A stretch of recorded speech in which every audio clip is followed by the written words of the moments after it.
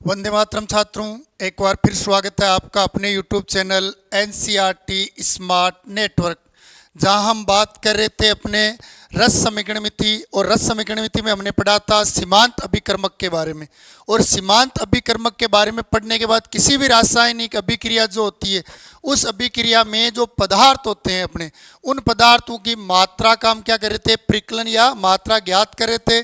और मात्रा ज्ञात करने के लिए हम एकल अभिकारक आधारित प्रश्न पढ़ रहे थे।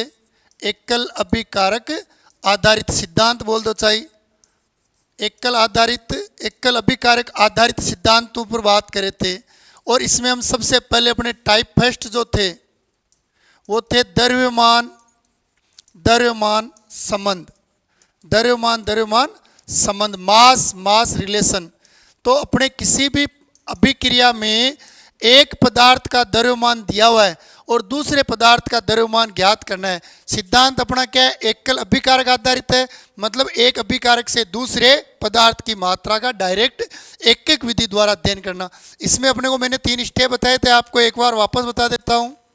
सबसे पहले आपको संतुलित रासायनिक समीकरण लिखना है, संतुलित रासायनिक इक्वेशन। देन आपको सूत्र के नीचे पदार्थ के मोल या भार लिखना है। अगर पदार्थ गैसीय प्रोडक्ट है, गैसीय अवस्था में है, तो 1 मोल के स्थान पर आप लिखो 22.4 लीटर आयतन, ये लिखना है। और अंत में आपको एकक विधि द्वारा आपको इसको सोल्व करना है। ये अपने को 4 क्रम फॉलो करने। तो इसमें कल हमने एक न्यूमेरिकल क्वेश्चन देखा था, एक न्यूमेरिकल क्वेश्चन और देख लेते हैं हम आज। तो ये अपने एकल अभिकारक आधारित, जिसमें टाइप फर्स्ट है द्रव्यमान संरक्षण। तो इस द्रव्यमान संरक्षण की बात करें तो एक पदार्थ का आपको द्रव्यमान दिया हुआ है, दूसरे पदार्थ के द्रव्यमान का आपको परिकलन करना है। तो देखो हम क्वेश्चन लेते हैं अपने। क्वेश्चन कह रहा है सोडियम क्लोराइड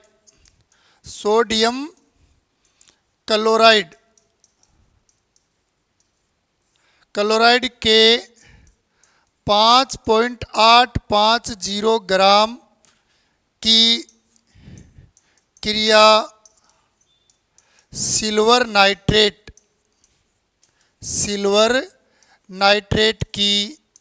नाइट्रेट के साथ अधिकता में या साथ करवाने पर निर्मित सिल्वर क्लोराइड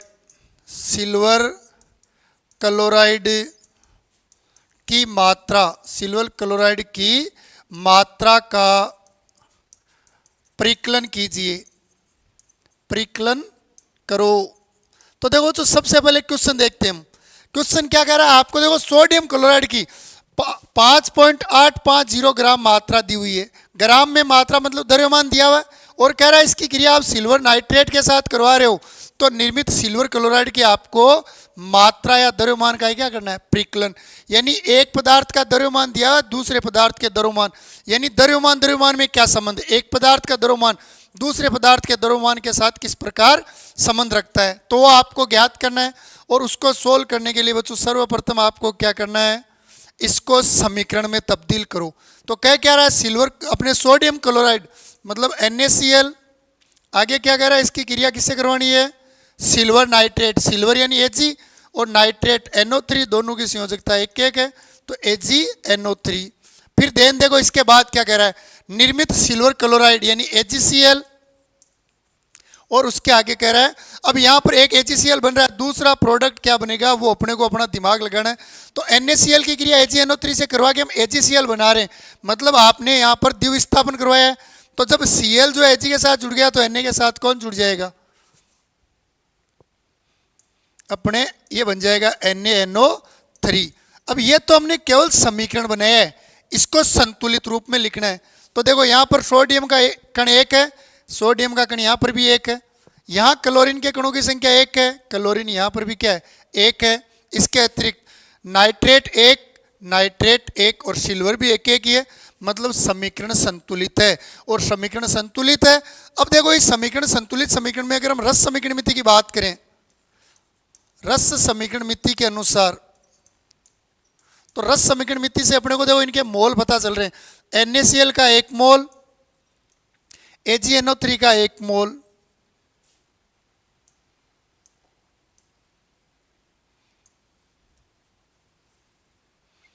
फिर आगे क्या कह रहा है, AgCl का भी 1 मोल और अपने NaNO3 का भी 1 मोल। मतलब देखो इस समीकरण को अगर हम रस समीकरण मिति, जो आपको संतुलित रासायनिक समीकरण के मोल, द्रव्यमान, आयतन में संबंध बताती है, ये क्या बता रही है कि आप सोडियम क्लोराइड का 1 मोल है और सिल्वर नाइट्रेट का 1 मोल है, दोनों के 1-1 मोल की क्रिया करवाओगे तो सिल्वर क्लोराइड का 1 मोल बनेगा।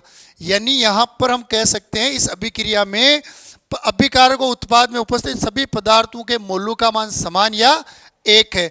यानी जितने मोल आप सोडियम क्लोराइड लोगे उतने ही मोल सिल्वर क्लोराइड बनेंगे, आपको उतने ही मोल सिल्वर नाइट्रेट के लेने पड़ेंगे। तो अपने को निकालना क्या, मात्रा। तो देखो आपको निकालनी किसकी है, सिल्वर क्लोराइड की मात्रा। सिल्वर क्लोराइड की मात्रा निकालने के लिए हम पहले सोडियम क्लोराइड के मोल निकालते हैं। तो NaCl के मोल, और बच्चों मोल निकालने का अपना फॉर्मूला क्या है, वही भार बट्टा अणुभार या मोलर द्रव्यमान, अणुभार या मोलर द्रव्यमान। भार आपको दिया हुआ है देखो 5.850 और मोलर द्रव्यमान निकाल लो। तो सोडियम क्लोराइड का निकालना आपको, तो देखो सोडियम क्लोराइड में कण कौन कौन से, एक तो सोडियम है और एक क्लोरीन। सोडियम का होता है 23 ग्राम, क्लोरीन का 35.5, दोनों को ऐड कर दो तो ये आ जाएगा आपके 58.5। ठीक है, तो ये लिख दिया मैंने 58.5। अपने को इस समीकरण को, अपने को इस पद को सोल्व करना है। तो देखो इस ऊपर वाली संख्या में दशमलव के बाद 3 अंक है और नीचे दशमलव के बाद 1 ही अंक है। तो अगर मैं नीचे भी 3 कर दूं, 2 जीरो और लगा दूं, अब यहाँ पर दशमलव से दशमलव हट जाएगा तो अपने पास संख्या क्या रह जाएगी, 5850 और बट्टे में 58500। तो देखो 0 से 0 कट जाएगा, इससे ये 10 बार, यानी आपके क्या आ गया 1/10 अर्थात 0.1 मोल। तो 1 मोल से 1 मोल बनता है, लेकिन जो मात्रा दी हुई है, ये मात्रा कह रही है कि आपको सोडियम क्लोराइड की जो मात्रा दी हुई है उस हिसाब से आपको केवल 0.1 मोल मात्रा दी हुई है, 0.1 मोल दिया हुआ है। अब इसका 1 मोल तो इसका भी 1 मोल बनता है, तो जब इसका 0.1 मोल है तो सिल्वर क्लोराइड का 0.1 मोल बनेगा। तो देखो इसमें आगे लेते हैं हम, तो ये लिख दूं मैं, 1 मोल NaCl से निर्मित AgCl की मात्रा कितनी होती है, 1 मोल ही। तो NaCl के 0.1 मोल से AgCl बनेगा बराबर क्या आ जाएगा, अपने 0.1 मोल ही बनेगा। अब अपने को क्या करना है, मोल में आ गई, लेकिन क्वेश्चन में आपको मात्रा द्रव्यमान के रूप में निकालनी है। तो AgCl का भार, AgCl का भार या द्रव्यमान। और बच्चों देखो भार या द्रव्यमान निकालने का सूत्र क्या हो जाएगा, अपने मोल को गुणा कर दो किससे, मोलर द्रव्यमान से, मोल इंटू मोलर द्रव्यमान। तो देखो मोल इंटू मोलर द्रव्यमान, मोल का मान आ गया इस अभिक्रिया में 0.1 और मोलर द्रव्यमान AgCl का निकाल लो, जैसे NaCl का निकाला था। देखो AgCl सिल्वर का होता है 108, क्लोरीन का वही अपने 35.5, तो ऐड कर दो दोनों को तो 143.5 आ जाएंगे। तो ये आ गया, तो 143.5 दोनों को गुणा कर देते हैं तो 14.35 ग्राम, यह आपके मात्रा आ जाएगी।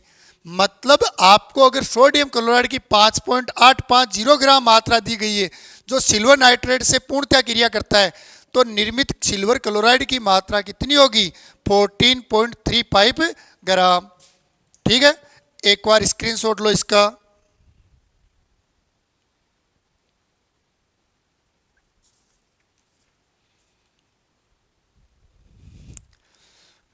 इसका स्क्रीनशॉट ले लिया तो इसके आगे शेष का भी स्क्रीनशॉट ले लो।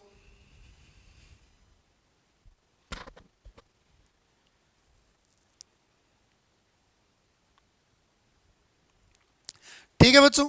तो ये हो गया आपके द्रव्यमान द्रव्यमान संबंध, मतलब एक पदार्थ का आपको द्रव्यमान दिया हुआ है, दूसरे पदार्थ का द्रव्यमान का आकलन करना। अब इसी में हम टाइप 2 पढ़ते हैं। नेक्स्ट पढ़ते हैं हम टाइप 2। तो देखो आपके टाइप 2 में आ जाएंगे द्रव्यमान आयतन संबंध, यानी एक पदार्थ के द्रव्यमान से दूसरे पदार्थ के आयतन ज्ञात करना।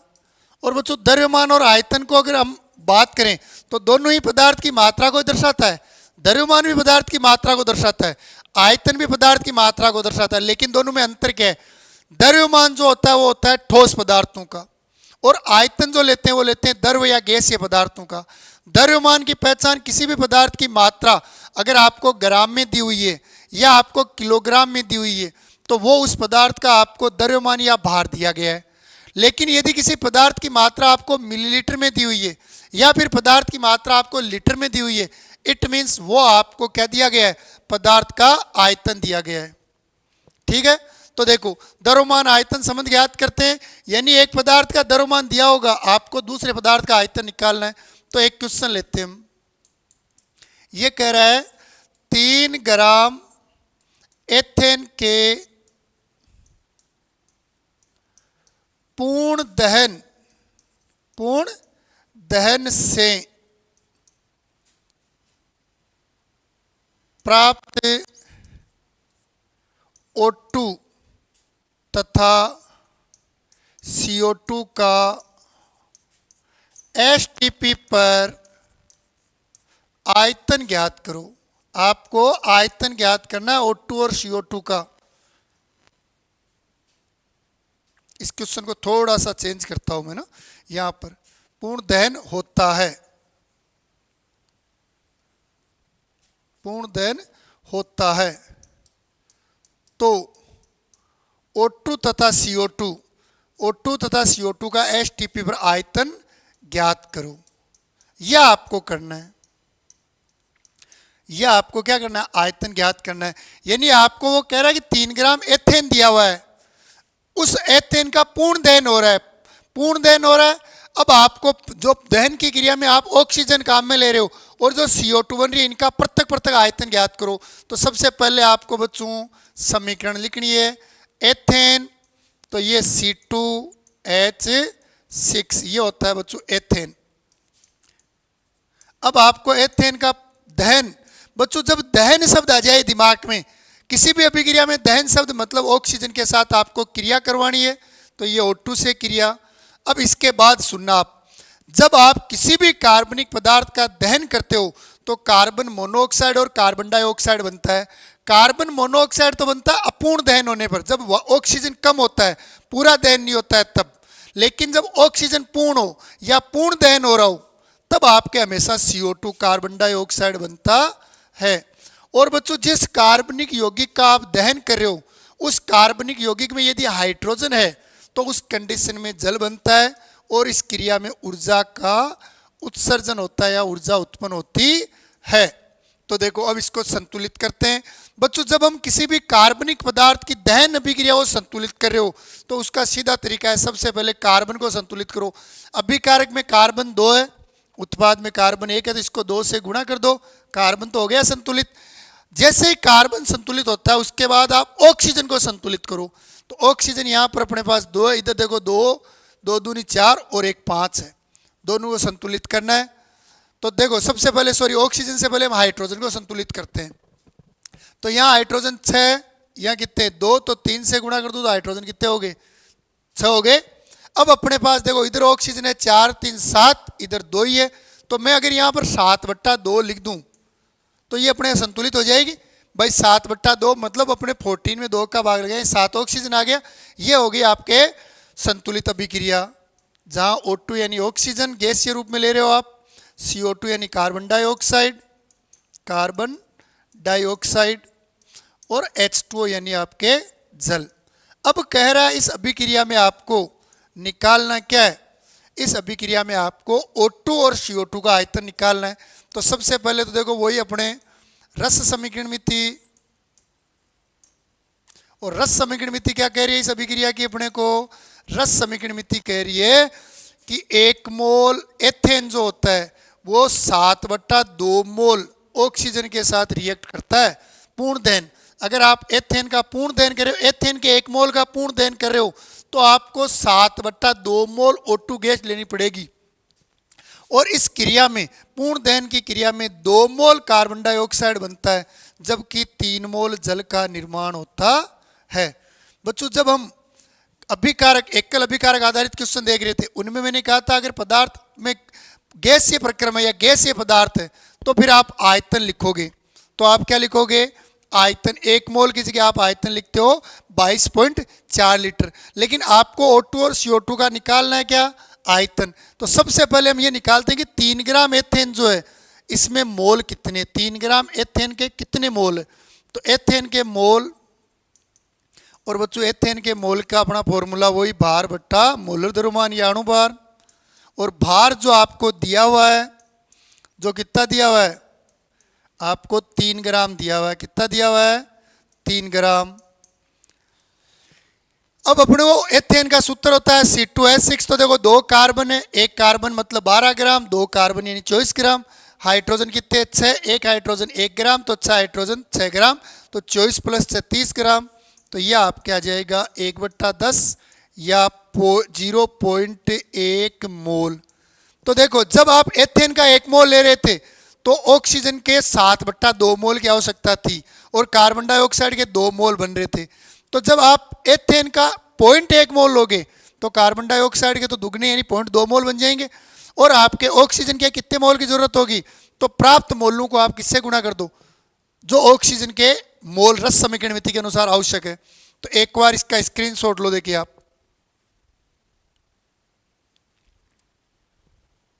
ठीक है, अब देखो इसी में आगे करते हैं।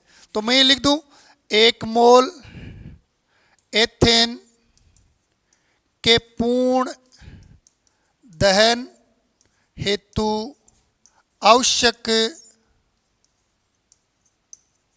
O2 बराबर लिख दूं मैं 7/2 मोल। जब 1 मोल लेते हैं तो आवश्यक कितने? 7/2। तो 0.1 मोल एथेन के पूर्ण दहन हेतु आवश्यक O2 बराबर आपके 0.1 को गुणा कर दो आप 7/2 मोल से। यह आगे मोल। अब आपको निकालना क्या है? आयतन। और बच्चों एसटीपी पर 1 मोल का आयतन कितना होता है? 1 मोल का आयतन होता है आपके 22.4 लीटर, ये होता है। तो O2 का आयतन बराबर एसटीपी पर O2 का आयतन। तो O2 का आयतन निकालना है, और आयतन निकालने के लिए क्या कर दो? मोल को आप गुणा कर दो किससे? 22.4 लीटर से। तो मोल कितने हैं अपने पास? 0.1 × 7/2 और गुणा कर दो आप 22.4 से। तो देखो ये अपने पास 2 से क्रॉस हिट करते हैं इसको, तो 11.2 आ जाएगा। तो देखो इसको गुणा करते हैं तो ये टोटल हो जाएगा 418 और अपने 7, 1 और 2, तो 7.84 लीटर। 7.84 लीटर। यानी यदि आप एथेन का 1 मोल या 0.1 मोल या 3 ग्राम मात्रा लेते हो और उसका पूर्ण दहन करते हो, तो उसके लिए आपको ऑक्सीजन के मोल तो कितने चाहिए? 0.7/2 मोल। और आयतन कितना चाहिए? 7.84 लीटर आयतन चाहिए। एक बार इसका भी स्क्रीनशॉट लो।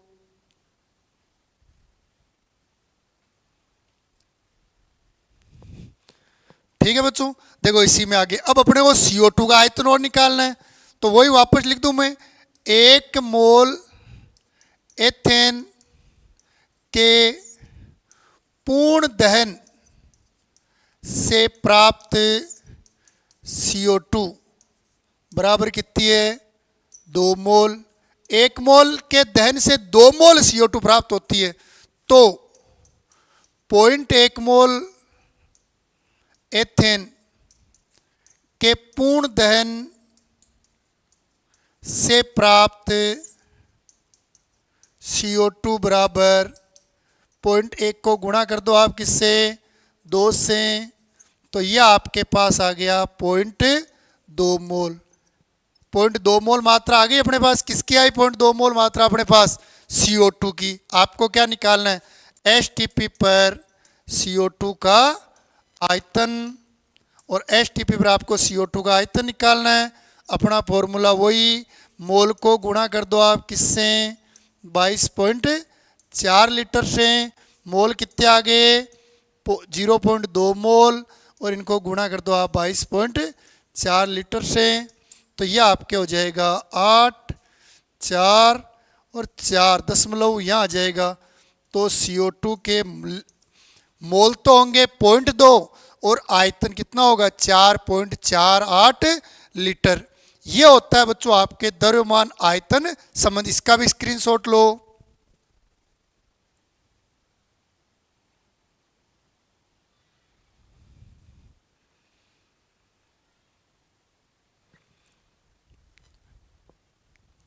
ठीक है भाई, ये था द्रव्यमान आयतन संबंध। इसी प्रकार आप और भी क्वेश्चन सोल्व कर सकते हो, कोई सा भी क्वेश्चन ले सकते हो जिसमें आपको एक पदार्थ का द्रव्यमान दिया हुआ मिलेगा, आपको दूसरे पदार्थ का आयतन निकालना है। सबसे पहले आप देखो द्रव्यमान जो दिया हुआ है उसके आधार पर पदार्थ का मोल निकाल लो।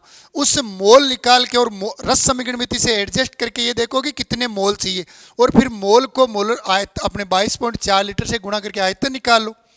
तीसरा संबंध आता है बच्चों अपने पास आयतन आयतन आयतन संबंध, आयतन आयतन संबंध टाइप 3। टाइप 3 है आपके आयतन आयतन संबंध। मतलब आपको एक पदार्थ का आयतन दिया हुआ है और दूसरे पदार्थ का आपको आयतन निकालना है। जैसे देखो ये मान लो अब की बार अपने को ये दे N2, या मैं ये लिख देता हूं 2 लीटर N2, 2 लीटर N2 की क्रिया STP पर H2 से करवाने पर निर्मित अमोनिया NH3 का आयतन ज्ञात करो। मतलब आपको अमोनिया बनानी है, हाइड्रोजन की क्रिया करवानी है नाइट्रोजन से। नाइट्रोजन का आयतन दिया हुआ है 2 लीटर, तो कितनी अमोनिया बनेगी। तो देखो सबसे पहला काम वही अपना संतुलित रासायनिक समीकरण N2, इसकी क्रिया करवानी है H2 से और निर्मित क्या करना है, अमोनिया। तो देखो ये ले लिया NH3, संतुलित करें, नाइट्रोजन 2 तो यहाँ 2 से गुणा कर दो, हाइड्रोजन 6 तो यहाँ 3 से गुणा कर दो। रस समीकरण मिति क्या कह रही है, रस समीकरण मिति स्टाइक्योमेट्री ये अपने को ज्ञान करवा रही है कि 1 मोल नाइट्रोजन से 3 मोल जब हाइड्रोजन क्रिया करते हैं तो 2 मोल अमोनिया का निर्माण होता है। और आयतन में लिखें, गैसीय प्रक्रम है मतलब आप आयतन लिख दो उनके। तो देखो इनके आयतन लिखें तो आयतन अपना क्या हो जाएगा, STP पर आयतन। तो हमने देखा था आयतन का सीधा 1 मोल की जगह आप 22.4 लीटर लिख दो, तो इसका तो हो जाएगा 22.4 लीटर। इसमें कितने हैं 3 मोल, तो 3 को गुणा कर दो 22.4 लीटर से। इसमें 2 मोल तो 2 को गुणा कर दो 22.4 लीटर से। यानी हम क्या कह सकते हैं कि 1 मोल N2 के 3 मोल हाइड्रोजन से क्रिया से 2 मोल अमोनिया बनती है। वैसे ही आप इसको आयतन के शब्दों में बोलो तो क्या कह सकते हो, 22.4 लीटर नाइट्रोजन की क्रिया जब आप 3 गुणा 22.4 लीटर से करवाओगे तो 2 गुणा 22.4 लीटर अमोनिया का निर्माण होता है। ठीक है बच्चों, तो अपने को अमोनिया का आयतन निकालना है। तो सबसे पहले आप निकाल लो N2 के मोल, N2 के मोल। और बच्चों जब आयतन दिया हो, क्या दिया हो, आयतन, आयतन दिया हो और आपको मोल निकाल ले हो तो सूत्र क्या होता है, आयतन बट्टा 22.4 ये आ गया अपने पास। तो आयतन 2 लीटर दिया हुआ आपको, बट्टे में आ जाएगा आपके 22.4 लीटर। तो सोल्व कर दो इसको, ये आ गया आपके 1/11.4, ये आपके मोल आ गए। ये क्या आ गए? मोल। तो N2 के मोल कितने आ गए? 11.4 नहीं आएगा, 11.2 आएगा। अपने 11.2 मोल किसके आ गए? N2 के। ठीक है, एक बार स्क्रीनशॉट लो, देखिए यहां तक। तो हमने एसटीपी पर आयतन निकाल लिया, सॉरी आयतन दिया हुआ, आयतन से मोल निकाल लिए। अब देखो ये इस समीकरण के अनुसार आगे लिखे हम, तो मैं ये कह सकता हूं कि 1 मोल N2 से निर्मित अमोनिया, निर्मित NH3 बराबर कितने हैं? 2 मोल। तो अपने पास तो 1/11.2 मोल N2 से